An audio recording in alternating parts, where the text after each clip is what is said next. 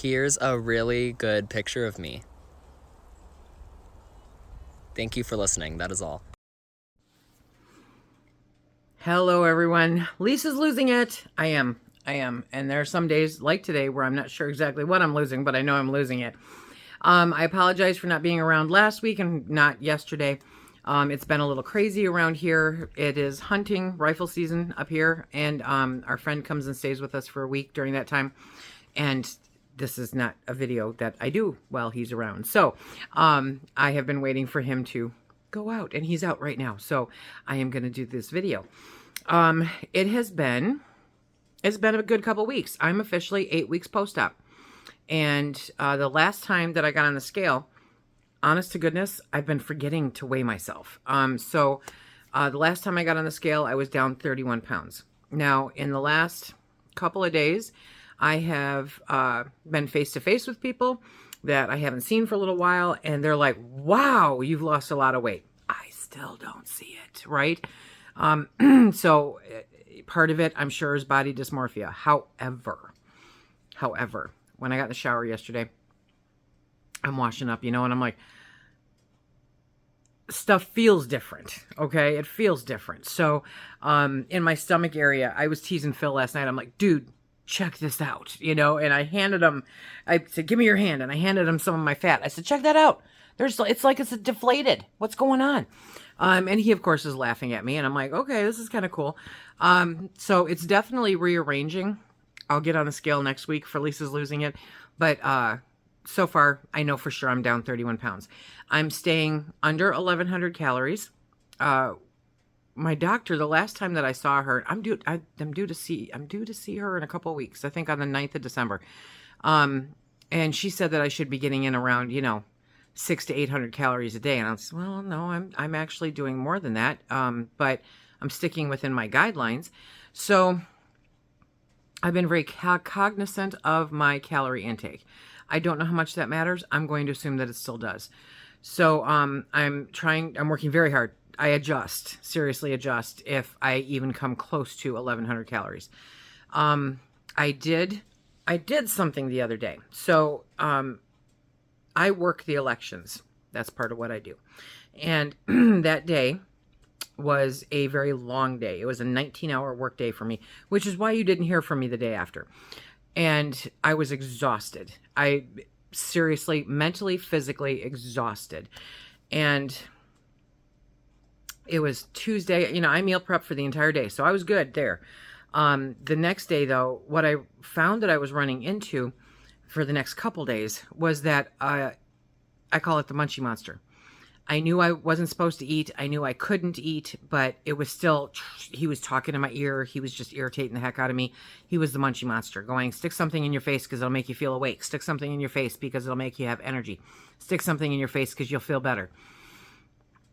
I did not listen to him, but that didn't mean he wasn't there, and he was getting on my nerves really, really bad.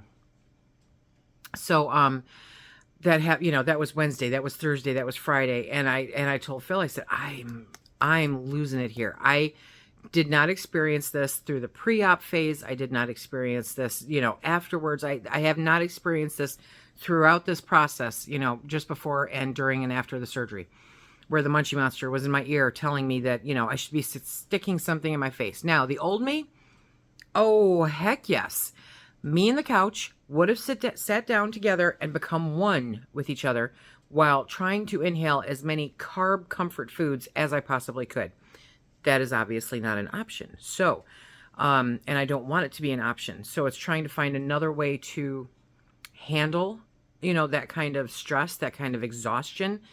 And I made it all the way till, let's see, Saturday. I said, I'm going to do something different tomorrow, so tell me what you want to eat, and I'll make it up for you. And he's like, you know what, I'll do it with you. So on Sunday, I did a nothing but liquid diet. No thought process to it whatsoever. I had 2 protein shakes. I had my coffee, one was my coffee with a protein shake, and then one was just a standalone protein shake. The rest of the day, all I did was drink water and bone broth. That's it. So I still exceeded my protein goals. My calories were low. I think it was around 600 calories. And the munchie monster kicked out of my head. No more Munchie Monster. It was fantastic. I'm like, okay, maybe I just need to do this reset on occasion, but especially during after a very stressful event. I think that that is going to be my way. It was nice to, quite honestly, not think about food. I just knew that that's what I was having. You know, I was drinking nothing but liquids. That was going to be my calorie intake. I had already plugged it in. I figured out how much it all was. I figured out how much I could actually, take in of the bone broth, because you can, bone broth. And yeah, I felt great that day, and I felt great the next day. It's like, okay, that's a load off. So honestly, I think on Sundays, I'm going to be doing liquid only for a while, because it's just a nice chance to go, please let me stop thinking about food. I think about food all the time. All the time. When I'm not thinking about food, I think about food. When I think about food, I'm thinking about even more food. I'm thinking about today's food, tomorrow's food, the next day's food. I'm thinking about maybe what kind of food I can do. Oh, can I, rearrange this and make this a food? Oh, I should probably stop eating that food for a little while because it's a little higher in fat and calories. And okay, literally, all I do is think about food. I thought about food a lot before.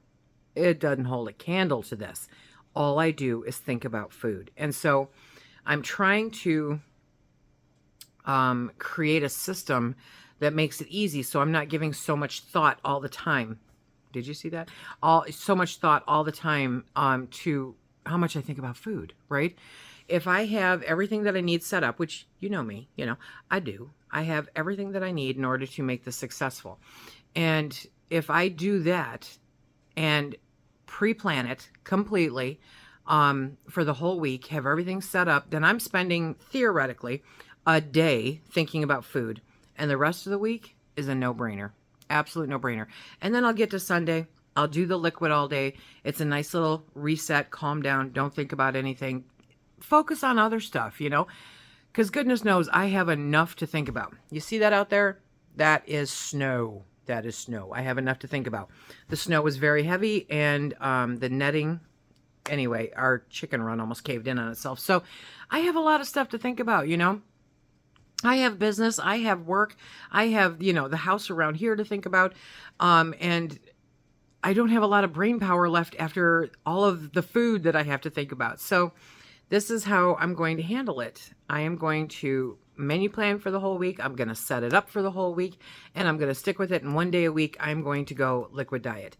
It's kind of a nice, I don't want to even call it a fast, because it's not. I mean, due to the protein shakes, and it's not just a water fast. I need I do need some calories in there. So for me, it's just a serious cutback.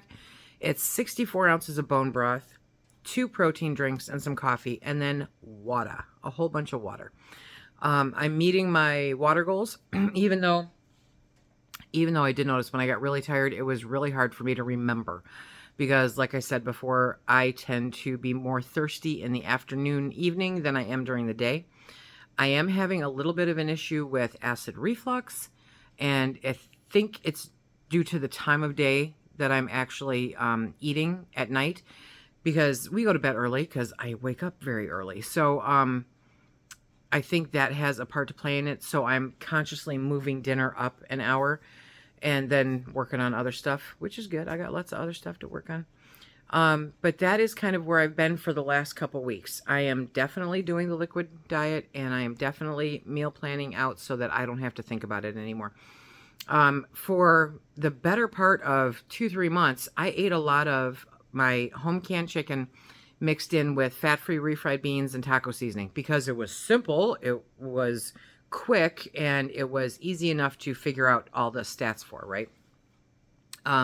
But after I looked at it the other day, I'm like, that's actually kind of high in carbs and fat. So I'm going to tamper that back a bit. Now tonight, I'm making the guys dinner. They're going to have stuffed peppers for dinner. And I am going to have a portobello mushroom cap. I'm so looking forward to this. Portobello mushroom cap with an ounce of pepperoni and 2 ounces of mozzarella cheese and 2 tablespoons of tomato sauce. And then probably some garlic powder on there, right? And that is going to be my dinner. It's going to be a mushroom cap pizza. And I'm going to love it. And I'm going to love it twice because I have 2 mushroom caps, and so I'll make one for tomorrow's dinner also.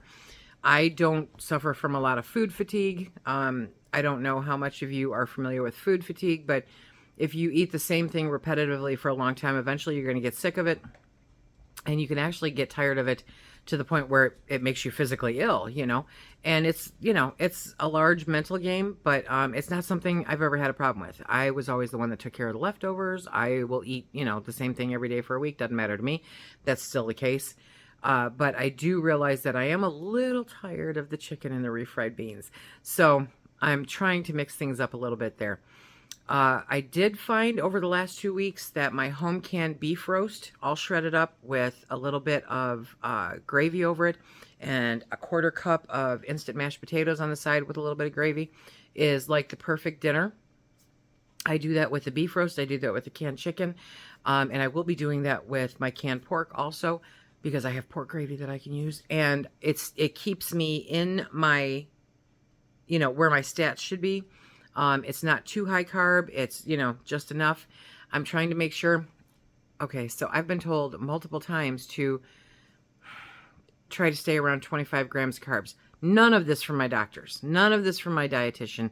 They're all like, don't count it right now. Well, I obviously don't want 100 grams of protein and 100 grams of carbs. I don't. I know that I've got to keep those carbs level.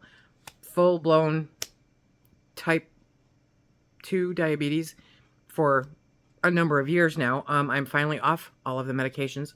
I don't want to get back on them. So I'm going to pay very close attention to my carb count. And I'm trying to keep it to where it's no more than half of my protein count. I figure that's easy enough to look at and figure out, and we'll go from there. So if I'm getting 100 grams of protein, which every single day I'm getting more than 100 grams of protein, and 50 carbs, I'm good, okay? I will make you this promise that next week, for Lisa's Losing It, I will not be wearing a hoodie, and I will be wearing something a little more fitting, and I will do a full body shot so that you can see where I'm at. 31 pounds is amazing. It's amazing, not gonna lie. I started out this journey at 278 pounds. The highest I ever was 302. And that was a few years ago. I managed to bring that back down again, but I never could seem to get out of the 270s, right? So 278 is what I started this journey at, and I am now at 245, something like that. Take 31 pounds off. And because that's what I logged into my Berrytastic app. Yeah, 31 pounds down from, okay, so that's 247. Thank you. New math. What are you going to do? 247 pounds. I can't remember the last time I saw that. I do see a slight difference, but because I have opted for staying warm and comfortable for the winter season, I'm in hoodies and I'm in fleece leggings. Now, my fleece leggings,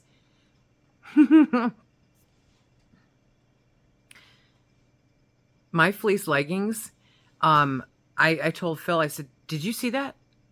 I stepped into these without holding on to anything and without looking like I was trying to wrestle them. I just stepped down into them and put them on. Never happened before. It was amazing. Yeah, it was amazing. So I know that I'm losing weight. I just don't necessarily see it the way people that don't see me often do, because obviously I see myself every day. Even when I look in my new full-length mirror, I don't see it. But like a friend pointed out, she goes, I'm very front top heavy, right? And so all of my shirts are baggy as a result of that. And so you don't see it as much that way. But she goes, but you totally notice it from the back. And I'm like, well, okay, but I don't really show my back to a whole bunch of people. But I know that I'm feeling better. I know that I'm moving a lot better. And I started paying attention. I started taking my blood pressure. We talked about this last time we talked. I took my blood pressure when I got dizzy, and it was up a little bit. So I'm trying to figure out what's causing that. And I'm going to keep trying to correlate exactly what's happening there. No solutions yet, but I do know that it's happening less. So I do think part of it is slight dehydration. even though I'm drinking, I don't have my bottle next to me, I'm drinking 40 to 50, sometimes 60 ounces of water a day, on top of 3 cups of coffee, which I know is not the same. It could be that there are some days when I'm not, when I need more than that 40 and I should be getting 50, 60 and I'm not. So that could be part of it. How am I doing on the exercise? I'm not. I'm not. I have everything I need here, but much like creating this video, I'm not going to do it while there's company in the house. And so, yeah, it's put off. But I will start doing it. I do update my TikTok account, Lisa's Losing It TikTok account, slightly more frequently than I do here.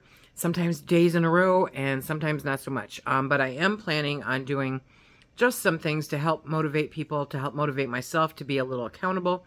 Where when I do work out, I will record a small portion of it and I will share that up on TikTok. So if you're on TikTok and you want to be accountable with me, then you can duet it or stitch it or whatever. But yeah, as soon as he leaves, as soon as he's out of this house, we're good. And that's probably going to be, it's going to be at least 4 more days. So I will do that. I'll track it and I'll let you guys know how that goes. I know that's going to make a really big difference too, in how I feel and the weight loss. I think the weight will start coming off faster when I actually start working out. I'm cleared for it, so it's all good there. Effective yesterday, I'm at 8 weeks post-op, which means I can add some soft breads like tortilla shells. And so I have some of those Carb Mission, they're low-carb tortilla shells. They're not no-carb, but they're low-carb. But legitimately, I might be able to eat half of one, and that's it. So I am going to plan a couple meals where I am loading up half of a tortilla shell. And I'm going to have fun with that. I will do a short video, very short video, of my meal prep when I get that figured out. And I will upload that in the next couple days and share with you guys what it is I'm eating. I wish it was exciting, but it's not. I notice in the world of TikTok and other places that a lot of the focus is on creating, even with keto, a lot of the focus is creating replicas of foods that were the part of the problem with getting us where we were, right? And I don't want to open that door. I don't care if I never eat another cookie. It really doesn't matter to me. I don't care if I eat another cake. It really doesn't matter to me. It's the social stress that kind of puts that on us, I think. I did not go through all of this so that I could eat cake and cookies. That's not what I'm about. I did go through this so that I could get healthier, so that I could lose weight, so that I could live longer, to be around longer, to be with Phil, and to be able to do more things. That's why I did this. So I'm not interested in creating cheats, replicas of the food that got me to where I was. I'm not interested in that. I'm interested in getting to the point where food is not my main priority in an entire day. Prior to this, I would go a whole day and forget to eat. Did I make it up? Yeah, I did, obviously. But, so that's not an option because I have no ability to make it up. But I want to get it to the point where it's more status quo and I'm not thinking about it all the time. It's not constantly on my mind. I have the alarms on my phone that tell me, when I should eat. They remind me when I should eat. And so I do that. And that is beneficial. That helps me stay on track because otherwise I will forget. When I have to go someplace, I make sure to plan for it. If I'm going to be gone someplace, all of a sudden I try to grab, a protein drink or meat and cheese, that kind of thing. But a lot of the places around me do a homemade jerky. And so I have to ask, is there sugar in it? Is there any sugar in any part of this? Because if it is, I don't want it. So sometimes it might be a little hard to find something to eat on the fly, but it's not that difficult. You can go to the deli department and get a couple slices of this and a couple, pieces of cheese and roll it up and call it good. It doesn't have to be a 4-course meal, grade A chefs. It just has to be some food to sustain you, and preferably food that is not going to knock you over and kill you. I'm happy with choices that I've made so far. I still have not tried another egg. Okay, but I got the Melba toast. I had to order it through Amazon, but I got the Melba toast, and I have to say, I love Melba toast. When I plan it in there, it's a really great thing to have with lunch. I'll have some with some cream cheese, or what I'm going to be doing is I'm going to be trying to make, I make eggs all the time. I know how to make eggs, but my doctor suggested that I take the Melba toast and use that to dip in eggs, because I can't make runny eggs without toast, and the whole defeating the purpose thing. So, but the Melba toast crumbles just like the rye chips, and so that's why they are recommended, because they won't ball up in your stomach and become a clump of bread. And they're easier to count calories for, that's for sure. So I'm going to be trying Melba toast with poached eggs tomorrow. It's on the menu. I'm very excited. I love poached eggs. Do you love poached eggs? Okay, so that is where I'm at for Lisa's losing it. Down 31 pounds. I'm doing it. I'm kicking it. I feel good. My energy is back. My goofy personality is back. And these weird small discoveries, like, where did this skin come from? They're kind of fun, and they're definitely funny. And I love messing with Phil with them. I'm like, come here, grab my fat. Because never before, he'd go to reach for my stomach, and I'd be like, don't touch me, don't touch me, don't touch me. So now it's like, oh, you got to feel my fat. This is weird. Okay. Anyway, that is my check-in for this week. If you have any questions, drop them in the comments section down below. And I will definitely be bringing you a menu plan, and I'll be definitely doing a full body shot for next week, so that you can see if you see anything different. I'm going to do 2 pictures side by side so that you can see. I'll figure out how to do that. There's a way. I'm certain there's a way. We'll figure it out. Until next time, everybody, have a great day.